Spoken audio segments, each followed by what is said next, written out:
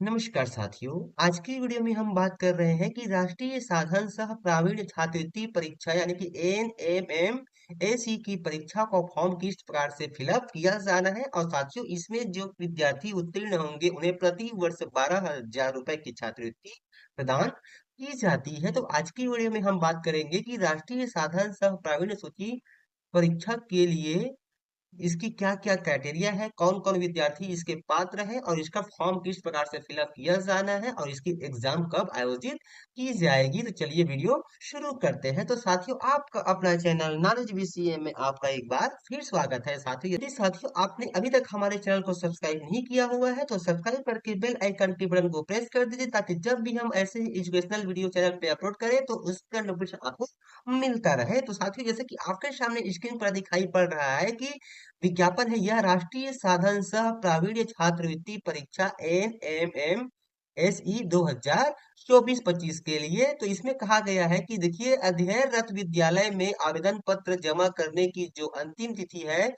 वह है 1 जनवरी 2025। और इसकी जो परीक्षा आयोजित की जाएगी 9 फरवरी 2025 को छत्तीसगढ़ राज्य के सभी 33 जिलों के जिला मुख्यालय में।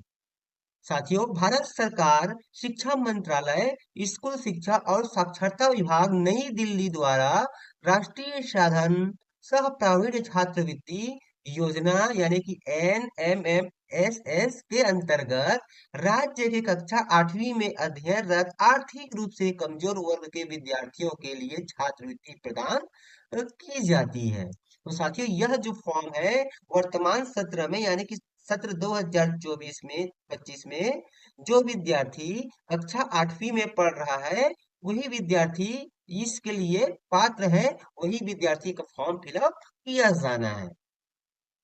उक्त योजना के अंतर्गत छात्रवृत्ति प्राप्ति हेतु राष्ट्रीय साधन सह प्रावीण्य छात्रवृत्ति परीक्षा MMSE सत्र 2024-25 के लिए निशुल्क ऑफलाइन आवेदन आमंत्रित किए जाते हैं। तो साथियों, इसका जो फॉर्म है वह ऑफलाइन फिलअप किया जाएगा, ऑनलाइन सुविधा इसमें नहीं है। और इसके जो फॉर्म है फिलअप किया हुआ वह जिस विद्यालय में विद्यार्थी पढ़ रहा है उस विद्यालय में जो जमा करने की अंतिम तिथि क्या है, 9 जनवरी 2025 है।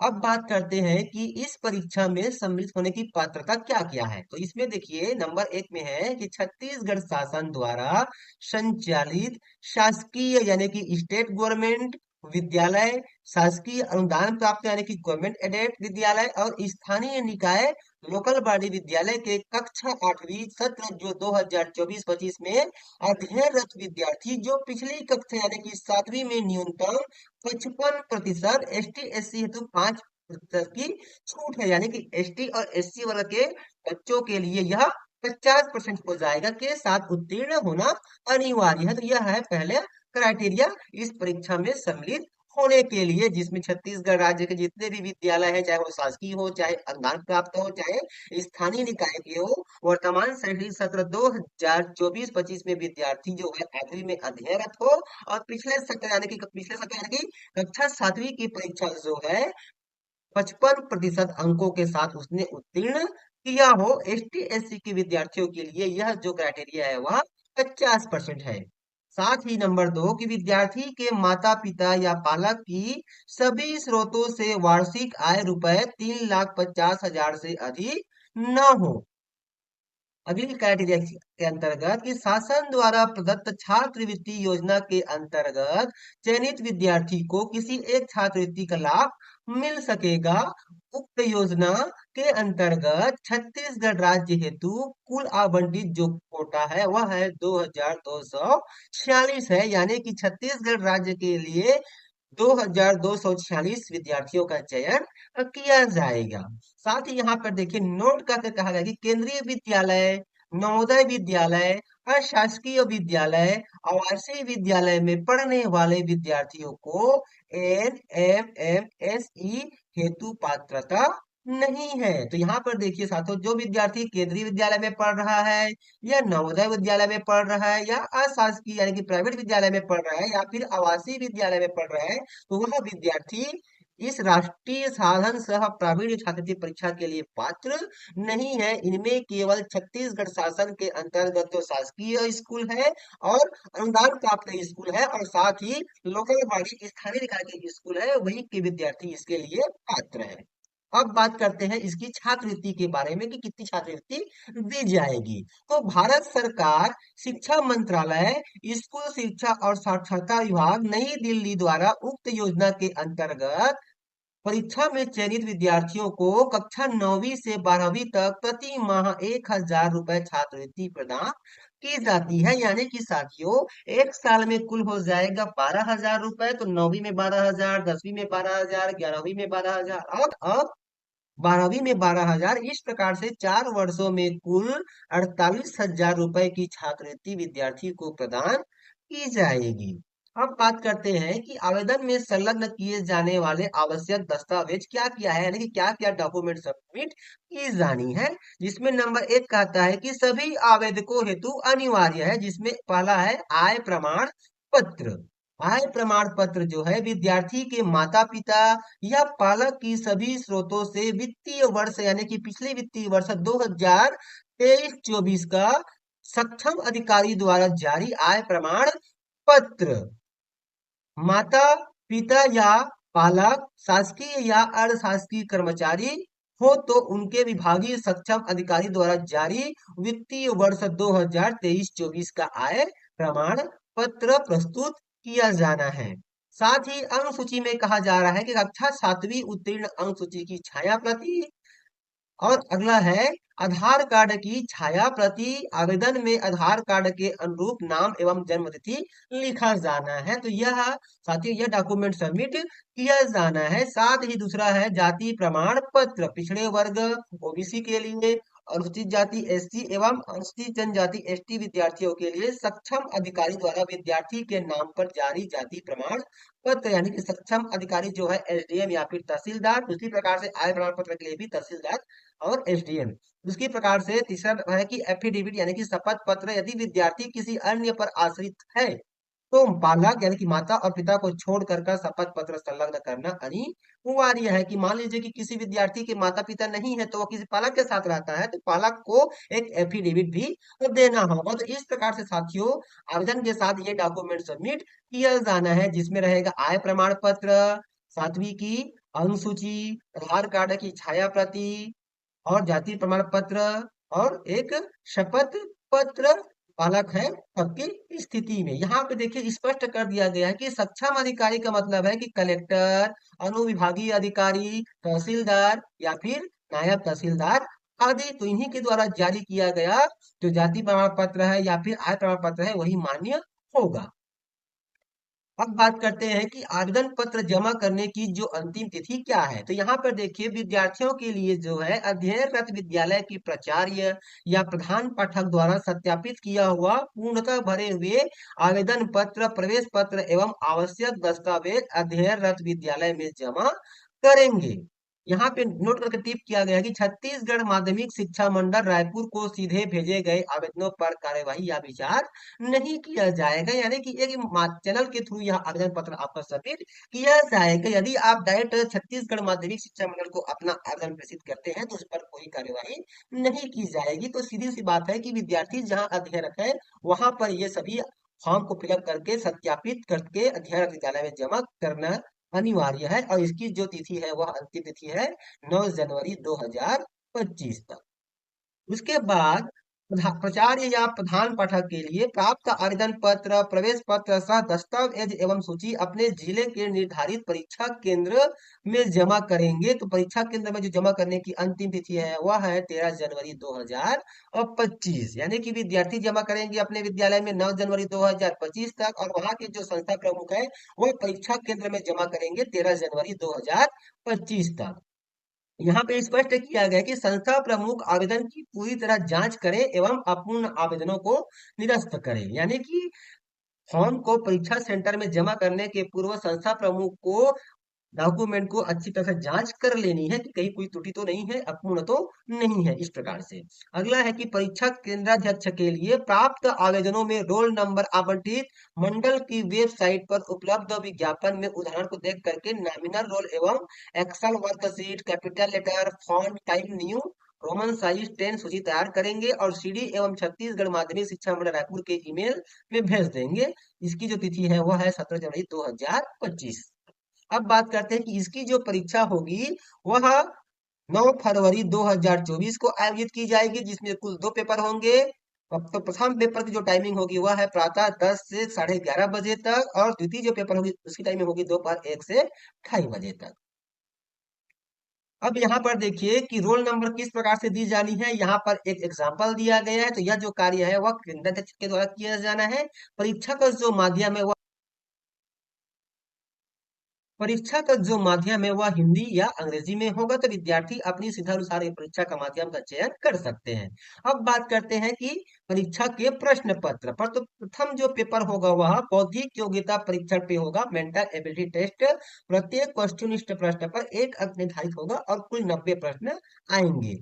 पेपर सेकंड जो होगा वह शैक्षिक योग्यता परीक्षण होगा। प्रत्येक वस्तुनिष्ठ प्रश्न पर 1 अंक निर्धारित होगा और इसमें भी 90 प्रश्न आएंगे। प्रश्न पत्र एक की जो टाइमिंग है वह प्रातः 10 से 11 साढ़े 11 बजे तक की होगी, जिसमें कुल प्रश्न 90 होंगे और कुल अंक 90 होंगे, जो हमारा बौद्धिक योग्यता परीक्षण से संबंधित होगा, मेंटल एबिलिटी टेस्ट।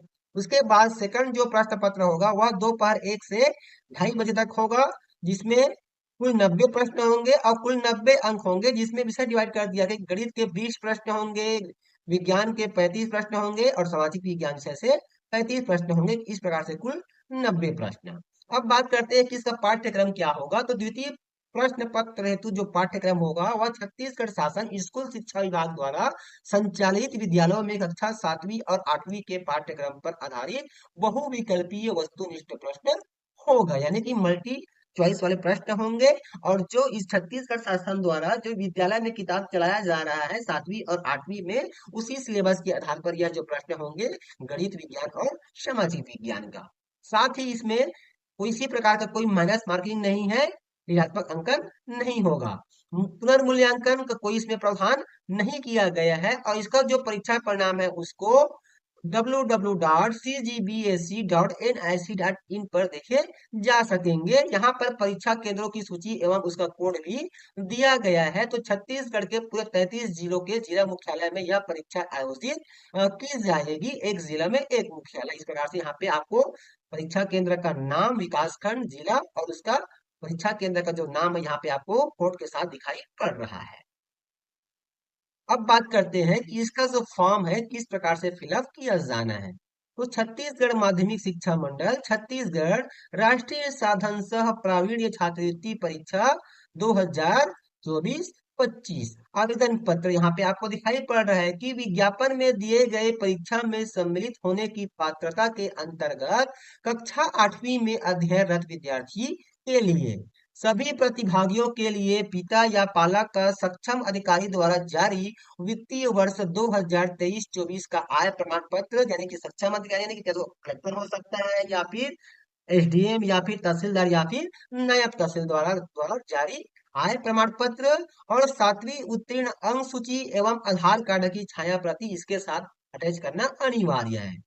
आवेदन में आधार कार्ड के अनुरूप नाम एवं जन्म तिथि लिखना है और साथ ही जाति प्रमाण पत्र भी संलग्न किया जाना है। तो इस प्रकार से साथियों इसमें आपको ये डॉक्यूमेंट अटैच करनी है, जिसमें आधार कार्ड की कॉपी, जाति प्रमाण पत्र की कॉपी, 7वीं मार्कशीट की कॉपी और आय प्रमाण पत्र की कॉपी ये अटैच की जानी है इस फॉर्म के साथ।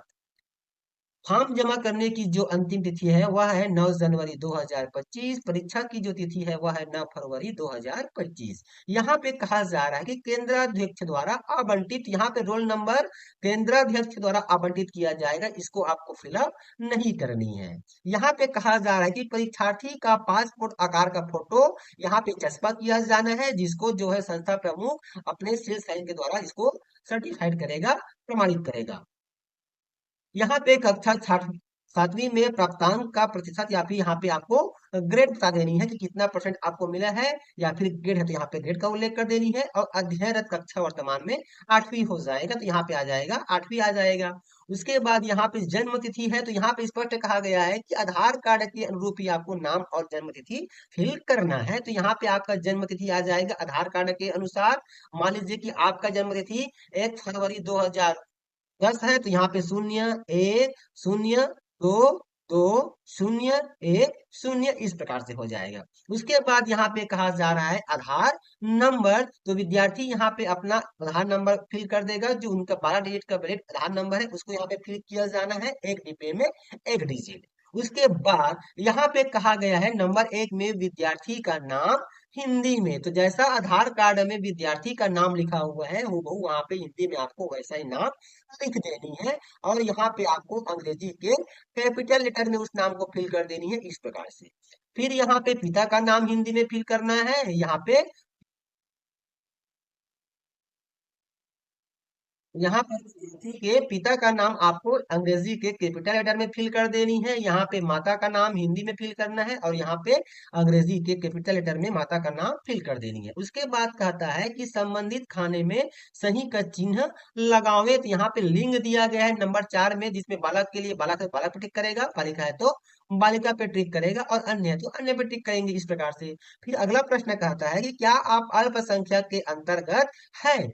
यदि मैट्रिक के अंतर्गत है तो आपको हाँ पे क्लिक करना है, अन्यथा आपको नहीं पे क्लिक करना है।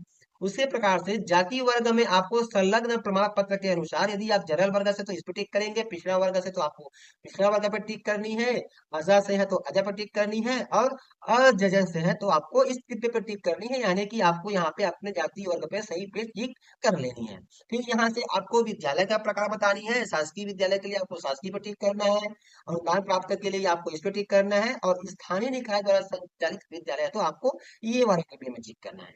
फिर यहाँ पे क्षेत्र जहाँ विद्यालय स्थित है, तो आपको बतानी है कि शहरी क्षेत्र का विद्यालय है कि ग्रामीण क्षेत्र का विद्यालय है, तो यहाँ पे आपको टिक कर देनी है विद्यालय के अनुरूप।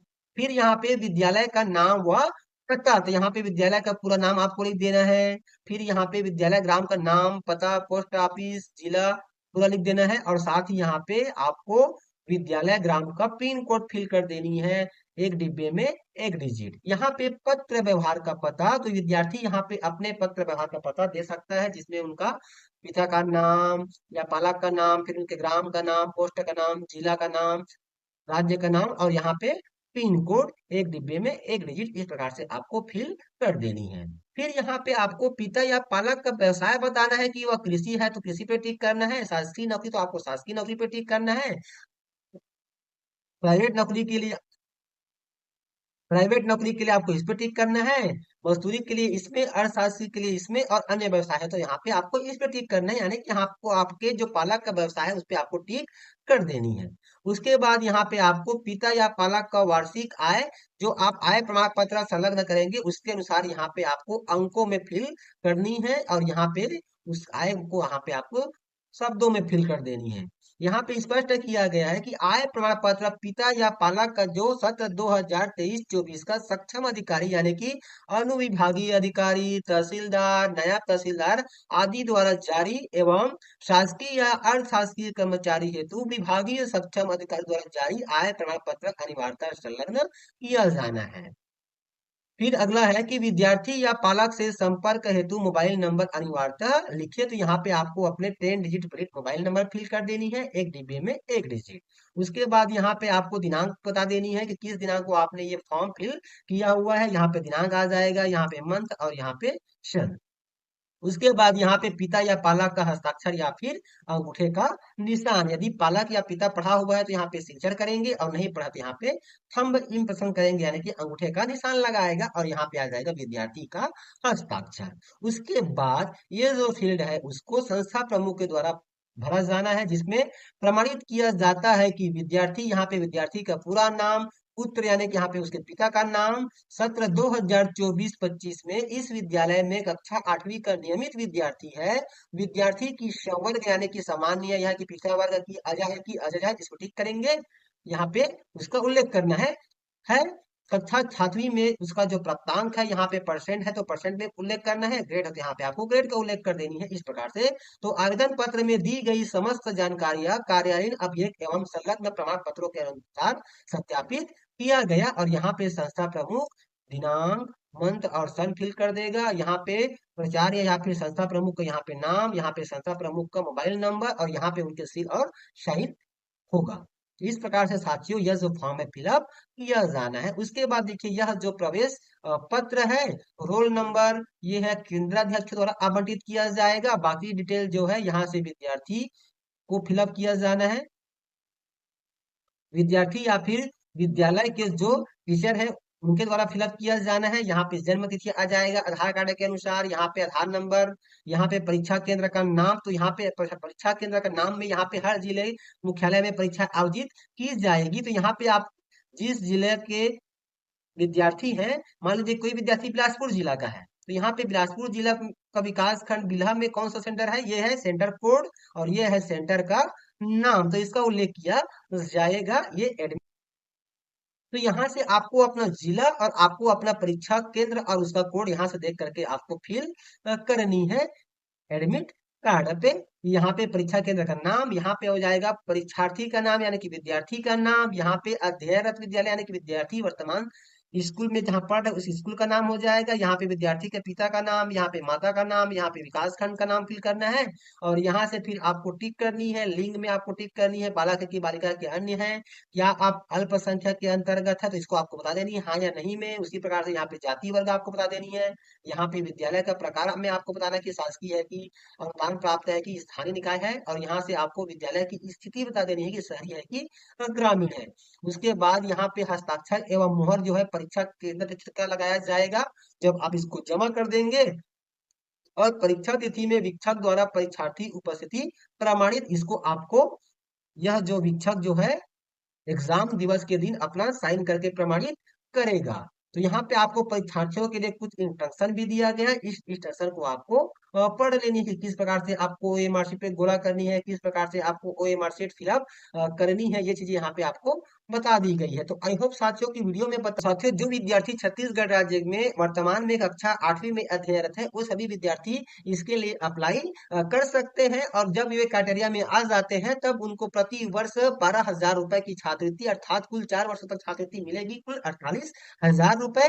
तो साथियों आपको देर नहीं करनी है, फटाफट निकाल पेन कॉपी उठाइए और फॉर्म फिलअप करके अपने विद्यालय में जमा कर दीजिए। तो साथियों हमसे जुड़े रहने के लिए हमारे चैनल को सब्सक्राइब जरूर कीजिए। तो फिर मिलते हैं साथियों एक नई जानकारी एक नए वीडियो के साथ। तब तक के लिए साथियों नमस्कार, जय जवाहर।